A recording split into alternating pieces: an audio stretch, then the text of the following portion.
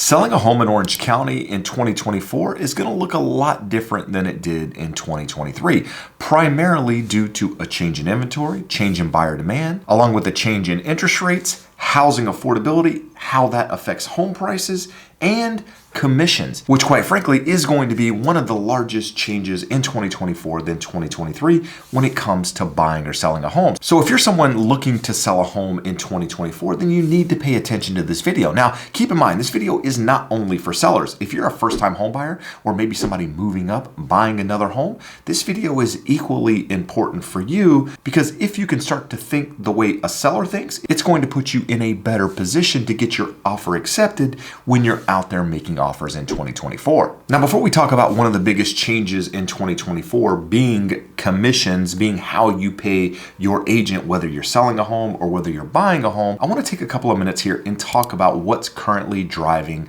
the housing market and how that might affect you as a seller in 2024. So like any market going back historically, supply and demand drives markets, and that's not going to change in 2024. While 2024 is going to look a lot like 2023 in some regard, it's also going to look a lot different as we start to move into the spring housing market. And that's one where we typically start to see inventory increase. Now, we always say Econ 101, it always comes back to supply and demand. When you have more product, in this case, let's say supply of homes, then you have willing demand out there, then sellers have to lower their home prices because there's not enough demand out there in the market. But the adverse is also true. When you don't have enough supply of housing in this case, and you have more demand than you have housing out there in the market, that means that the sellers are still in control. And 2024 is going to be a seller's market in many ways.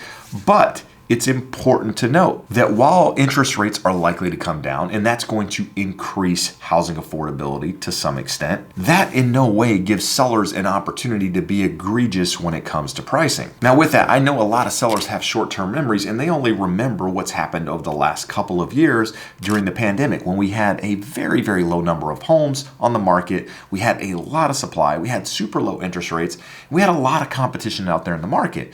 And people have heard of stories of their neighbors, of their friends having 20, 25, 30, 50 offers on a home and driving the price of that home up a couple of $100,000 in some cases, even when that home was priced correctly to start. But 2024 is not going to be that market because interest rates aren't going to come down enough to really improve housing affordability. Yes, I expect interest rates to continue to moderate somewhere between 5 and 6%, but that's not going to be enough to really improve housing affordability. And the primary reason for that is because house prices are sticky to the upside. We're not likely to see home prices move down. In fact, home prices are likely going to increase another 3, 4, 5% in 2024. But that's likely only going to be the case when homes are priced correctly from the start. Now, for the better part of 3 years, I've been telling sellers out there, when you list your home on the market, just make sure you're pricing it correctly. Looking at fair market value, looking at where comparable homes have sold, and price your home somewhere close to that last comp. That's what's likely going to lead you to the highest price on your home.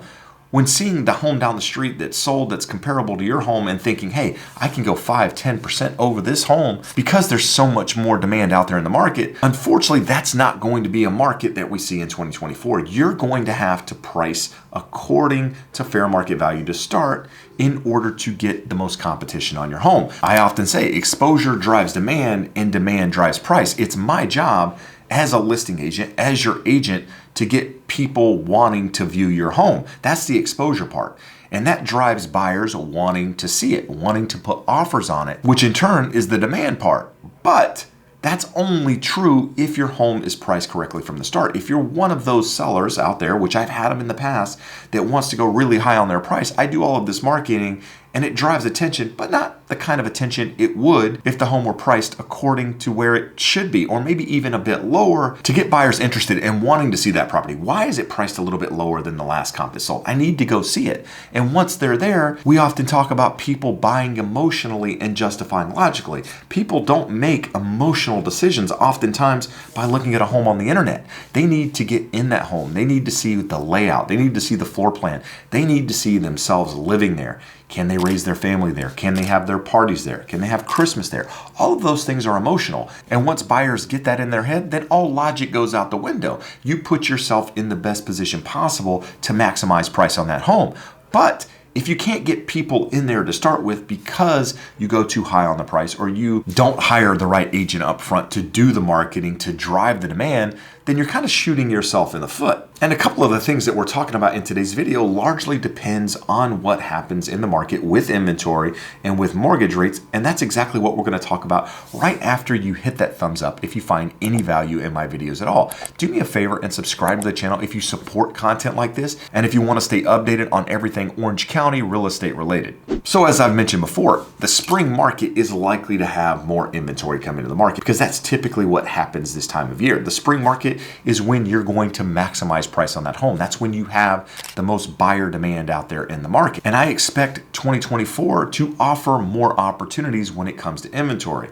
But that's largely dependent on what happens with mortgage rates. I do expect mortgage rates to continue to come down, but not come down so much that you see all of these sellers that have locked in super low interest rates willing to give them up and come to the market. I don't believe we're going to see rates that low, but I do believe rates are going to come down. It's going to stir some more buyer demand out there, which in turn is going to create more activity in the market. So as a seller, you really want to be on the market probably in the spring of 2024. That's when you're going to be able to maximize price, traditionally speaking, because once we hit the summer market, which is when most people believe it's the best time to sell a home, that's not the best time to sell a home. The best time to sell a home is 2-3 months prior to that. The summer gets all of the credit for everything that happened back in March, April, and May. It just closes in that May, June, July timeframe, which is the summer months. But that's about when the peak of the housing market ends, because that's when kids start going back to school and families and individuals are going on those last minute vacations before, the summer ends. And that's typically when we start to see the housing market slow down as we move into that fall winter market. It's a time just slower activity in the market. You've got, different holidays out there, Halloween, Thanksgiving, and Christmas. And people don't want to deal with selling their homes during that time because they got decorations up, they've got family over, they've got all of these different factors out there. And that's typically when the housing market slows. So if you're a seller and you're trying to maximize price, the first half of the year is really your best opportunity to do it. In fact, most listings start to come to the market sometime around mid-February, and they continue to increase all the way through that summer period. So if you're a seller, start thinking about that now. If you're planning on selling, I would be having those conversations with a real estate agent right now about when is the best time. What do I need to do to my house? What can I do to maximize price? Is there anything I can work on prior to putting it on the market that's going to help me achieve a higher price point, receive more money at the end of the day? Start having those conversations now. It doesn't mean you need to list it now, but now is the time to start talking to professionals. If you're here in Orange County, you don't know where to start, you don't have an agent, I would love the opportunity to guide you through that process and use my 20 years of experience to help you maximize price, timing, and ultimately get you the most out of that home. So if I can be of assistance to you, my contact information is listed below. While I do believe interest rates are going to come down and buyer demand is going to pick up, I do believe there's almost a threshold, a max, if you will, on how many buyers are going to come to the market. Housing affordability is still an issue out there. So while prices stabilize, continue to creep up, if you will, more demand comes to the market, a little bit more inventory comes to the market. Something to remember, most sellers out there in the market are also buyers. So you don't really have a net increase in the total number of listings on the market because somebody putting one on the market, taking one off, there's no real net gain. They might be selling and moving out of state or moving to a different county. So they might not be taking one off the market when they list their home on the market here, but they're taking one off somewhere. So the nationwide inventory doesn't necessarily increase. So that could add a little bit more inventory, but I wouldn't expect inventory to increase in a meaningful way just because of affordability, just because of the lock-in effect when it comes to mortgage rates. So it's going to look a little bit different. You're going to have some more inventory, you're going to have better rates, you're going to have more demand out there, but sellers still need to be realistic when it comes to pricing their homes, like we've talked about a moment ago. But with that, if you're a seller out there and you're putting your home on the market, if you're under that $1.1 million price point, let's say you've got a condo, a townhome, or even a single family home, and you're listing under that price point, chances are you're going to be able to maximize price better than someone in, say, the luxury space that's got a $4, $5, $6 million home. Why?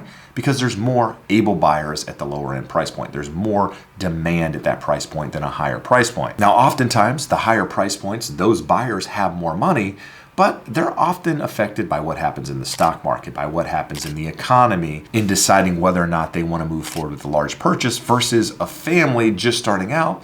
That's more of a decision based on where they are, family-wise, growing family, getting married, that sort of thing impacts their decision a little bit more than somebody at a luxury price point. So the smaller price points, and it seems crazy that I'm saying smaller when I'm talking about $1 million, but here in Orange County, with the median price at $1.1 million, that's the lower end. But I would even say you could go as high as, say, 1.5. Anything under 1.5 is probably going to be competitive out there in the market when it's priced correctly. So if you're a seller and you're sitting on a home that's probably going to be in that price point, or maybe even a little bit higher, but you got a pristine property, everything's done, turnkey, ready to move in, those are the properties that are going to receive the highest prices. They're going to receive the most offers because a lot of the buyers coming into today's market don't have the additional money to do the repairs, don't have the additional money to make the home look like HGTV, which is what they've been watching for the better part of 2 to 3 years.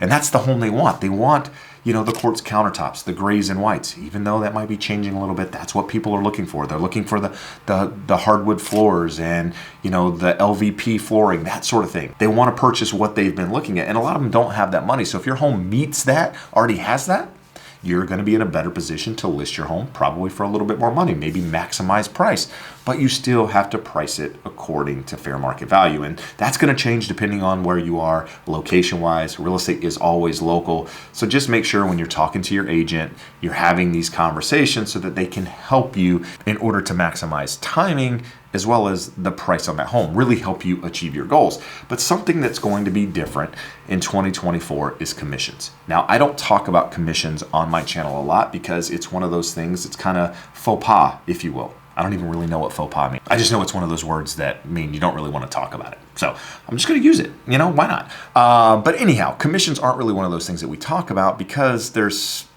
potential lawsuits and that sort of thing. But commissions are in the news right now because of a lawsuit. And the way commissions have been structured for the better part of my career, even going back before that, is going to change. So traditionally speaking, the selling agent negotiates the buyer's agent's compensation with the seller when they list that home for sale. So when you go to list someone's home for sale and you're talking to a listing agent, that listing agent is talking to you, traditionally speaking, about their commission as well as the commission that's going to be paid to that buyer's agent. Well, because of these lawsuits that are out there in the market, and now while some are on appeal and dealing with different things, the commission structure is going to change out there in this environment, which means, the lawsuit is basically where the seller shouldn't be or shouldn't have to pay the buyer's commission. But something to understand around this topic, the seller has never been required to pay the buyer's commission. They could have always sold the home themselves, done a for sale by owner, but many times they choose to work with an agent because they know agent is going to maximize, like I said, the exposure, the demand, the price of that property. So they hire an agent. And part of that process in maximizing price is being able to compensate the agent that is going to likely bring that buyer to you. Because often cases, buyers don't have additional funds when it comes to down payment and closing costs. They don't have the funds on top of that in order to compensate a buyer's agent. So it's always been part of the seller's commission, typically speaking, in order to pay that fee. Well, that might now change, which means as a seller, if you're choosing not to pay a buyer's agent's compensation and you're leaving that to the buyer and the buyer's agent to work out alone, that's likely going to affect the price of your home. Now, I can't say for sure that it is going to, but what I will say is that when buyers realize that they now have to pay that commission on top of coming up with closing costs and their down payment, it's going to limit the properties that they actually are able to see because they're not going to have the compensation to do it. Now, they can, in some cases, negotiate that with the seller, ask the seller to still pay for it because they don't have the means to do it. So as a seller, what I would say, you have to be open to the idea of still paying compensation to buyers' agents. I believe it's going to help you maximize price. It's going to get you the largest pool of buyers to likely see your home. Because think of it like this. If you got two homes on the market that are side by side in the same neighborhood, they're relatively similar, one's offering buyer's agent compensation and the other is not, which one do you believe is likely going to get more views from buyers and buyer's agents? Probably the one paying some compensation because it's less money out of the buyer's pocket in order to do so. So just think of it like that. And also, if you're a seller who's also a buyer, if you choose not to pay the commission on the selling side, but you're also buying, you're paying that compensation regardless of how you look at it. Because if you choose not to pay it and the home that you're looking to buy is not paying that compensation, then you're having to pay that compensation to your buyer's agent either way. So wouldn't you want to maximize price on your property to start with? That's what I would tell you to do. But this is going to be a conversation that you're going to have with your listing agent, and people are going to have different views on it and how to approach it. But just know that as a potential seller out there, this is something that you're going to have to deal with. And also, as a buyer, if you're a buyer watching this video, this is something you have to start thinking about. Not all properties out there are going to pay your agent to show you that home. So your agent is going to be having a conversation with you about how compensation works, how they need to get compensated if that seller is not paying that fee. So if you're a buyer and you don't have a lot of funds, this is something that you need to really think about, because it's going to impact which properties you see, how you negotiate, all of that stuff. So either way, just make sure you're working with a professional, somebody that understands the market, can negotiate, because negotiation is going to be all the more important in this market. If you're interviewing agents to sell your home and they're not willing or able to negotiate this with you, that's probably not the agent that you want, right? You want an agent that's willing to have a tough conversation with you and explain to you why you need to do this and how it's going to impact your price and your bottom line. Because if not, then that agent probably doesn't understand it and isn't in a strong position to negotiate on your behalf. And ultimately, that's what you want. But I don't want to talk about commissions anymore because it is faux pas. Again, use the word. But more importantly, if you are somebody looking to sell your home, even buy a home, and you want a professional out here in the market that understands the Orange County housing market, that can guide you through the process, would love that opportunity to help you. My contact information is in the description below.